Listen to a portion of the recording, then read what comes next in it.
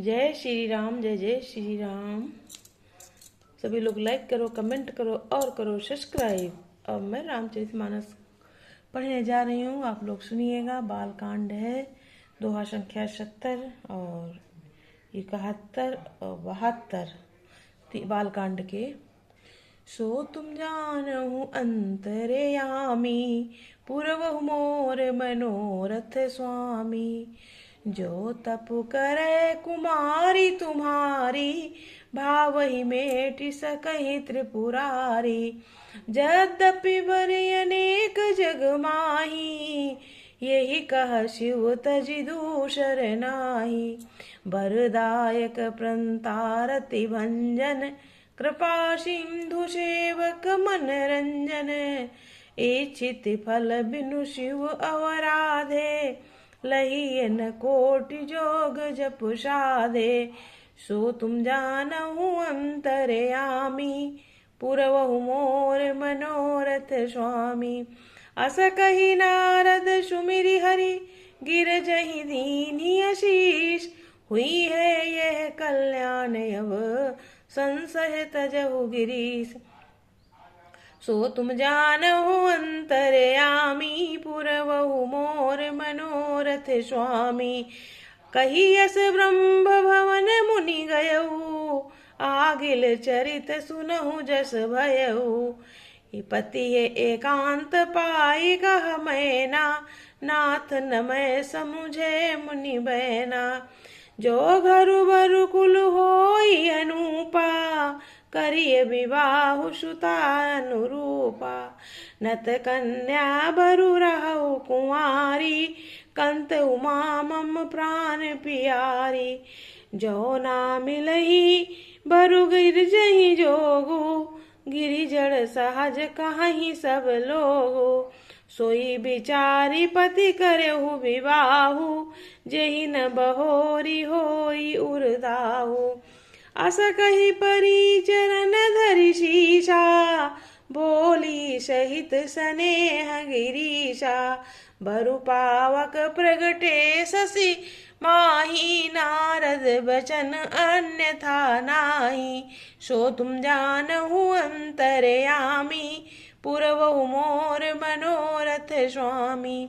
प्रिया सोचु परिहरहु सबु, सुमिरहु श्री भगवान। पार्वती है निर्मयौ जेहि, सोई करी है कल्याण। अब जो तुम ही सुता परनेहु, तो अस जाई सिखावनु देहु। करई सो तपु जेहि मिलहि महेशु, आन उपाय न मिटहि कलेशु। नारद बचन सगर्भ सहेतु, सुंदर सब गुण निधि वृष केतु। अस विचारि तुम तजहु अशंका, सबहि भांति शंकरु अकलंका। सुनि पति बचन हरसि मन माही, गई तुरत उठि गिरिजा पाही। उमहि बिलोकि नयन भर बारी, सहित स्नेह गोद बैठारी। बारहि बार लेती उरलाई, गद गद कंठ न कछु कहि जाई। जगत मातु सर्वज्ञ भवानी, मातु सुखद बोली मृदु बानी। सो तुम जानहु अंतर्यामी, पूरवहु मोर मनोरथ स्वामी। सुनहि मातु मैं दीखयसु, सपन सुनावहु तोय। सुंदर गौर सुविप्रवर, अस उपदेशहु मोय। सो तुम जानहु अंतर्यामी, पूरवहु मोर मनोरथ स्वामी। शिव जी सहज ही समर्थ हैं, क्योंकि वे भगवान हैं। इसीलिए इस विवाह में सब कल्याण है। परंतु महादेव जी की आराधना बड़ी कठिन है, फिर भी कलेश तप करने से बहुत जल्द संतुष्ट हो जाते हैं। फिर भी क्लेश तप करने से वो बहुत जल्द संतुष्ट हो जाते हैं। यदि तुम्हारी कन्या तप करे तो त्रिपुरारी महादेव जी होनहार को मिटा सकते हैं। यद्यपि संसार में वर अनेक है, पर इसके लिए शिव जी को छोड़कर दूसरा वर नहीं है। शिव जी वर देने वाले, शरणागतों के दुखों को नाश करने वाले हैं, कृपा के समुद्र और सेवकों के मन को प्रसन्न करने वाले हैं।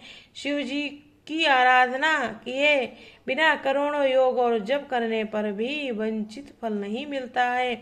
ऐसा कहकर भगवान का स्मरण करके नारद जी ने पार्वती जी को आशीर्वाद दिया और कहा, हे पर्वतराज, तुम संदेह का त्याग कर दो, अब यह कल्याण ही होगा। ये कहकर नारद मुनि ब्रह्मलोक को चले गए। अब आगे जो चरित्र हुआ उसे सुनो।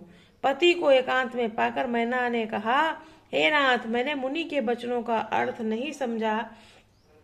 जो हमारी कन्या के अनुरूप घर वर और कुल उत्तम हो तो विवाह कीजिए, नहीं तो लड़की चाहे कुमारी ही रहे। मैं अयोग्य वर के साथ उसका विवाह नहीं करना चाहती, क्योंकि हे स्वामिनी पार्वती मुझको प्राणों से प्यारी है। यदि पार्वती जी के योग्य वर न मिला तो सब लोग कहेंगे कि पार्वत स्वभाव ही जड़ मूर्ख होते हैं।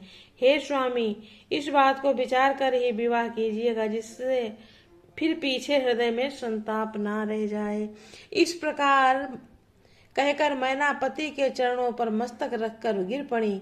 तब हिमवान ने प्रेम से कहा, चाहे चंद्रमा अग्नि प्रकट हो जाए, पर नारद जी के वचन झूठे नहीं हो सकते हैं।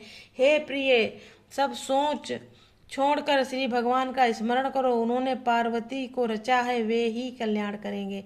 यदि तुम्हारे मन में कन्या पर प्रेम है तो जाकर उसे शिक्षा दो कि वह ऐसा तप करे जिससे शिव जी मिल जाएं। दूसरे उपाय से क्लेश नहीं मिटेगा। नारद जी के वचन रहस्य से युक्त और सकारण हैं और शिव जी समस्त सुंदर गुणों के भंडार हैं। ये विचार कर तुम मिथ्या संदेह को छोड़ दो। शिव जी सभी तरह से निकलंक हैं।